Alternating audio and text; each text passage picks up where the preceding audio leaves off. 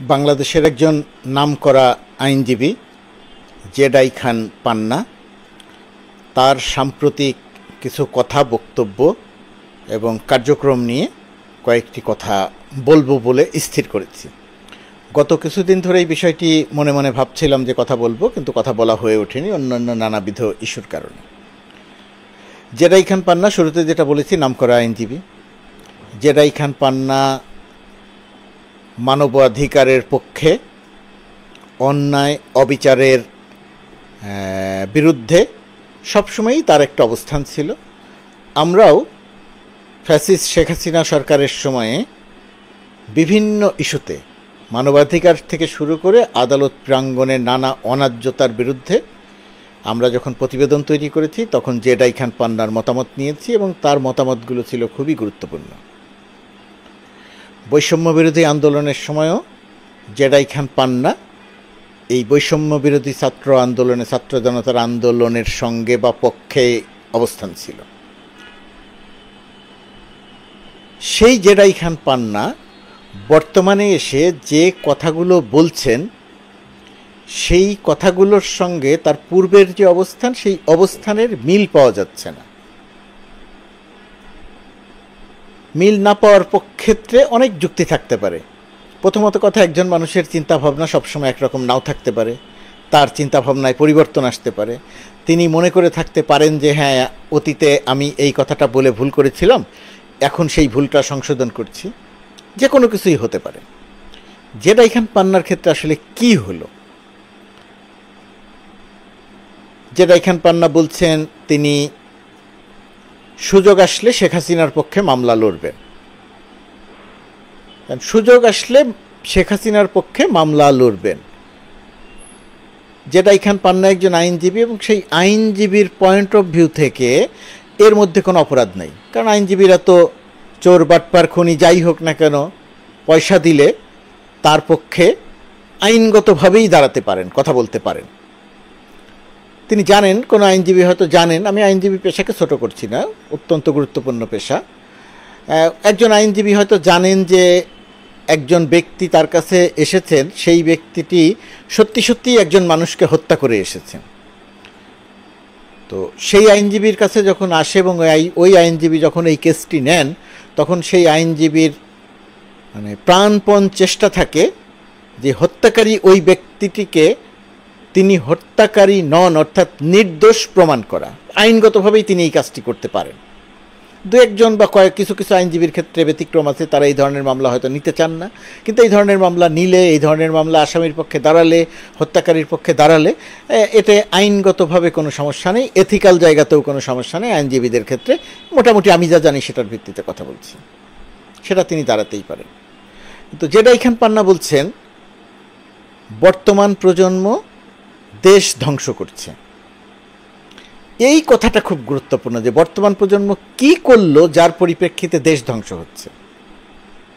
বর্তমান প্রজন্ম কি করেছে? বর্তমান প্রজন্ম বলতে তিনি নিশ্চয়ই বৈষম্য বিরোধী ছাত্র আন্দোলনকে বুঝিয়েছেন। তো তারা আসলে দেশ ধ্বংসের জন্য কি করেছে? তারা শেখ হাসিনার বিরুদ্ধে একটা আন্দোলন করেছে, শেখ হাসিনার ফ্যাসিস্ট শাসনের বিরুদ্ধে আন্দোলন করেছে। সেই আন্দোলন শেখ হাসিনা গুলি করে হত্যা করতে চেয়েছিল, শিক্ষার্থীরা সেই গুলিকে সামনে থেকে মোকাবেলা করেছে, বুক পেতে দিয়ে হত্যাকাণ্ড মেনে নিয়েছে, কিন্তু আন্দোলন থেকে পিছিয়ে যায়নি।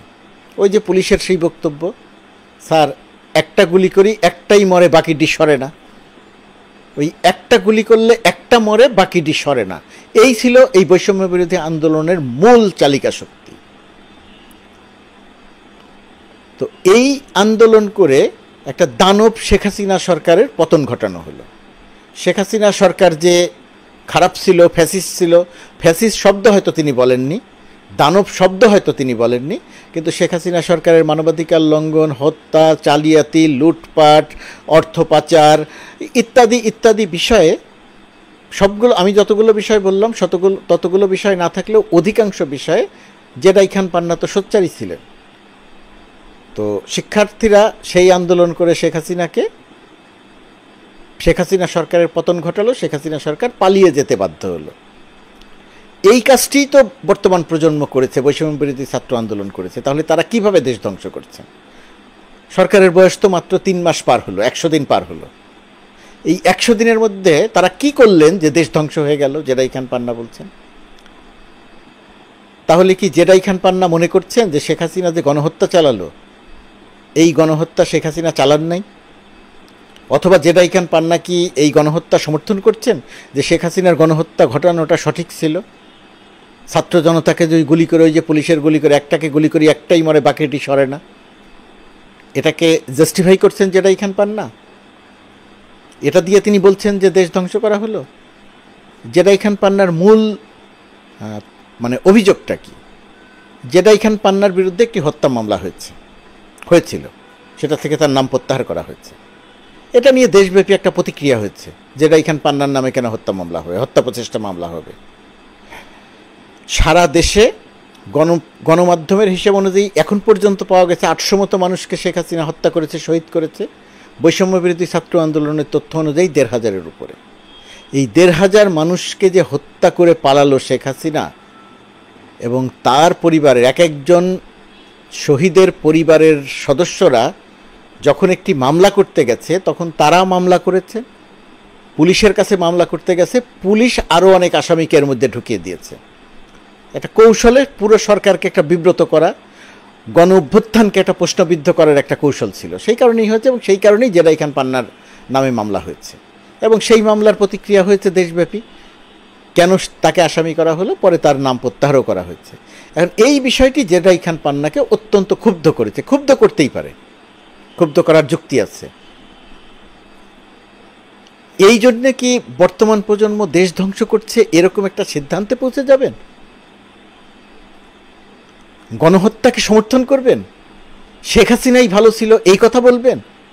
নির্বাচন ব্যবস্থাকে যিনি ধ্বংস করে দিয়েছেন, বাংলাদেশের প্রতিটি ইনস্টিটিউশনকে যিনি ধ্বংস করে দিয়েছেন, পেশাজীবী আইনজীবীদের সংগঠন ধ্বংস করে দিয়েছেন, সাংবাদিকদের সংগঠন ধ্বংস করে দিয়েছেন, পুলিশ ধ্বংস করেছেন, পিএসসি ধ্বংস করেছেন, ব্যাংকিং খাত ধ্বংস করেছেন, আর্থিক সেক্টর ধ্বংস করেছেন, বৈদেশিক খাত ধ্বংস করেছেন। এমন কোনো সেক্টর নেই শেখ হাসিনা ধ্বংস করে নেই। তথাকথিত উন্নয়নের নামে সব কিছু ধ্বংস করে দিতেন। জেরাই খান পান্না এগুলো খুব ভালো করে জানেন। তারপরেও তিনি দায় দিচ্ছেন বর্তমান প্রজন্মকে।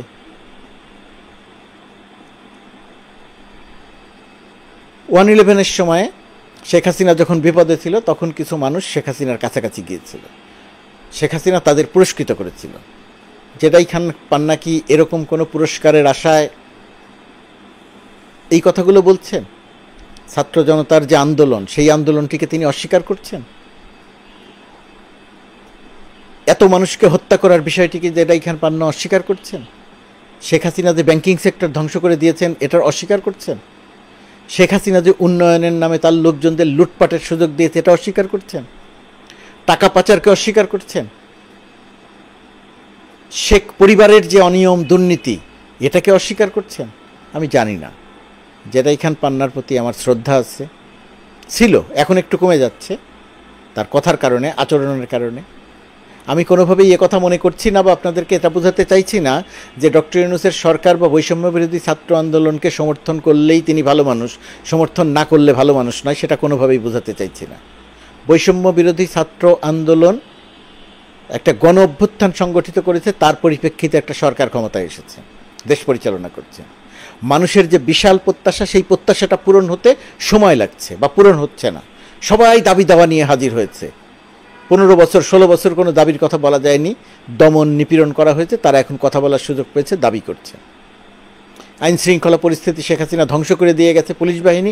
আইন শৃঙ্খলা পরিস্থিতি আস্তে আস্তে উন্নতি হচ্ছে। পুলিশ এখনও পুরোপুরি সক্রিয় নয়, শেখ হাসিনার কারণে, এই সরকারের কারণে নয়। জিনিসপত্রের দাম কমেনি, উল্টো আরও কিছু কিছু ক্ষেত্রে বেড়েছে। কোনোটা কমেছে, কোনোটা ক্ষেত্রে বেড়েছে। এখন জিনিসপত্রের দাম কমানো, যে সরকারি ক্ষমতায় আসুক, বাস্তবতা হচ্ছে জিনিসপত্রের দাম কমানো প্রায় অসম্ভব। কেন অসম্ভব? কারণ আমাদের অর্থনীতিটাকে ধ্বংস করে দিয়ে গেছে শেখ হাসিনা, এই কারণে কমানো অসম্ভব। অপকর্ম করে গেল শেখ হাসিনা, বৈষম্য বিরোধী ছাত্র আন্দোলন রক্ত দিয়ে তারা শেখ হাসিনাকে অপসারণ করলো, পতন ঘটালো, পাল্লাতে বাধ্য করলো। ক্ষমতায় এলো ডক্টর ইউনূস, দায়িত্ব নেয়ার সাথে সাথে চারিদিক থেকে একটা বিশৃঙ্খলা তৈরি হলো। গণঅভ্যুত্থান মানেই বিশৃঙ্খলা, সেই বিশৃঙ্খলা নিয়ন্ত্রণের জন্যেই একটা গণঅভ্যুত্থান পরবর্তী একটি সরকার। তো সেই সরকারের সামনে এত দাবি, সেই সরকার এখনও পুরোপুরি কাজই শুরু করতে পারছে না। সেই সরকারকে ব্যর্থ বলা হচ্ছে, সেই সরকারের চালিকা শক্তি বৈষম্য বিরোধী ছাত্র আন্দোলনকে বলা হচ্ছে যে তারা দেশ ধ্বংস করছে। তাহলে জেডাই খান পান্না কি করছেন, জেডাই খান পান্নারা কি করছেন? তারা কি বুঝে করছেন? নিশ্চয়ই বুঝে করছেন। জেডাই খান পান্না অত্যন্ত বুদ্ধিমান মানুষ, বড় আইনজীবী। বহু বড় মানুষ নিজের ব্যক্তি সুবিধার জন্যে অন্যের অপকার করার জন্যে আত্মসমর্পণ করেন, দেশবিরোধী অবস্থানও নেন। আমি জানি না জেডাই খান পান্না বর্তমানে কোন অবস্থান নিচ্ছেন, তিনি কি প্রমাণ করতে চাইছেন, তিনি কি অর্জন করতে চাইছেন। বৈষম্য বিরোধী ছাত্র আন্দোলন এখন পর্যন্ত দৃশ্যমানভাবে এমন কোনো কিছু করেনি যার মধ্যম দিয়ে বলা যায় যে তারা দেশ ধ্বংস করেছে। তাদের অনেক আচরণের সঙ্গে আপনি একমত না হতে পারেন, তাদের অনেক কাজের আপনি সমালোচনা করতে পারেন, ডক্টর ইউনূস সরকারের অনেক কাজের আপনি সমালোচনা করতে পারেন, সেই করার অধিকার সবার আছে। ডক্টর ইউনূস নিজেও বলেছেন সরকার সেটা শুনবে কি শুনবে না সরকারের ব্যাপার, কিন্তু সমালোচনা করার অধিকার আছে। কিন্তু তাই বলে তারা দেশ ধ্বংস করে দিচ্ছে এই কথা বলার অধিকার নিশ্চয়ই আছে। কিন্তু যে কোনো সচেতন বুদ্ধিমান মানুষ এই কথা কি বলতে পারেন? জেডাই খান পান্না বলছেন। তার মানে হচ্ছে জেডাই খান পান্না যে গেম খেলছেন সেই গেমে তার ব্যক্তিগতভাবে লাভবান হওয়ার একটা মোহ নিয়ে তিনি গেম খেলছেন। খেলতেই পারেন, বহু মানুষের কাছে এই দেশ কোনো বিষয় নয়, পরিবার বা ব্যক্তিই বিষয়, যেমন ছিল শেখ হাসিনার কাছে। একই রকমভাবে এখন হয়তো জেডাই খান পান্নার কাছে। তিনি এখন এই বয়সে এসে নিজে কি পেলাম এই রকম একটা ধারণা তার ভেতরে তৈরি হয়েছে। এত মানুষ উপদেষ্টা হলো, আমি কি পেলাম, আমি কি পেলাম, এই ব্যাপারটা খুবই গুরুত্বপূর্ণ এবং একটা ভয়াবহ বিপর্যয় ঘটায়। 1971 সালের মুক্তিযুদ্ধের পরে দেশ স্বাধীন হয়েছিল, তখন মানুষের মনে প্রশ্ন দেখা দিয়েছিল, দেশ তো স্বাধীন হলো, আমি যুদ্ধ করলাম বা আমার পরিবার যুদ্ধ করলো, আমি কি পেলাম? আমার ভাগ্যের তো পরিবর্তন হলো না, চারিদিকে আওয়ামী লীগের লোকজন লুটপাট করছে। 2024 সালে এসে গণঅভ্যুত্থান সংগঠিত হলো, শেখ হাসিনার পতন ঘটলো, শেখ হাসিনার পুরো সরকার পালিয়ে গেল। অনেকেই প্রশ্ন করতেই পারেন, যিনি রক্ত দিয়েছেন তার ভাই, বাবা, মা, বাবা, বোন, প্রশ্ন করতেই পারেন যে আমরা কি পেলাম, আমি কি পেলাম? জেডাই খান পান্না সেই আন্দোলনকে সমর্থন করেছেন, তিনিও মনে করতে পারেন যে আমি কি পেলাম। এখন তিনি যদি মনে মনে কিছু প্রত্যাশা করে থাকেন এবং সেটা যদি না পেয়ে থাকেন, তাহলে তার ভেতরে রাগ থাকতে পারে, ক্ষোভ থাকতে পারে। উপদেষ্টা হতে চাইলে সেটা যদি হতে না পারেন বা তাকে যদি বানানো না হয়, তাহলে রাগ থাকতে পারে, ক্ষোভ থাকতে পারে, প্রকাশও করতে পারেন। তাই বলে বর্তমান সরকারের চালিকা শক্তিকে অভ্যুত্থান ঘটানো অবিস্মরণীয় অবদান যাদের, তাদেরকে আপনি বলবেন যে তারা দেশ ধ্বংস করছে? একটু আয়নায় দাঁড়াতে হবে না, আয়নার সামনে দাঁড়াতে হবে না জেডাই খান পান্নাকে? প্রখ্যাত আইনজীবী বলেছি আপনাকে সম্মান দেওয়ার জন্য, আপনি আসলে মাঝারি মানের আইনজীবী, তাতে কোনো সমস্যা নেই, আমরা অধিকাংশ মানুষই মাঝারি মানের। কিন্তু বিবেকটা তো মোটামুটিভাবে সমুন্নত রাখা দরকার। শেখ হাসিনার দুঃশাসন মুক্ত হয়েছে বাংলাদেশ, শেখ হাসিনার চুরি, জালিয়াতি, বাটপাড়ি মুক্ত হয়েছে বাংলাদেশ, শেখ হাসিনার গুম খুন মুক্ত হয়েছে বাংলাদেশ, শেখ হাসিনার গণহত্যা মুক্ত হয়েছে বাংলাদেশ। খুব কম অর্জন নয় এটা। জেডাই খান পান্না নিশ্চয়ই এটা বুঝেন। তিনি ব্যক্তিগত তার লাভ বা ব্যক্তিগত প্রাপ্তির আশায় এই সব কিছুকে অস্বীকার করে ছাত্র জনতার উপরে দায় চাপাচ্ছেন। একটি মামলা হয়তো তার ক্ষেত্রে ভূমিকা রাখছে, আরও বেশি তিনি অনেক কিছু পেতে চাইছেন হয়তোবা, সেই কারণেই তিনি এই কথা বলছেন। ইতিহাস জেডাই খান পান্নাকে তার মতো করেই মূল্যায়ন করবে। তিনি যত বড় আইনজীবী হয়ে থাকুন না কেন, এই ভূমিকা, তার এই অবস্থান ইতিহাস থেকে তিনি কখনো কোনো দিন মুছে ফেলতে পারবেন না। এই বক্তব্য, এই অবস্থান দিয়েই ইতিহাস তাকে মূল্যায়ন করবে।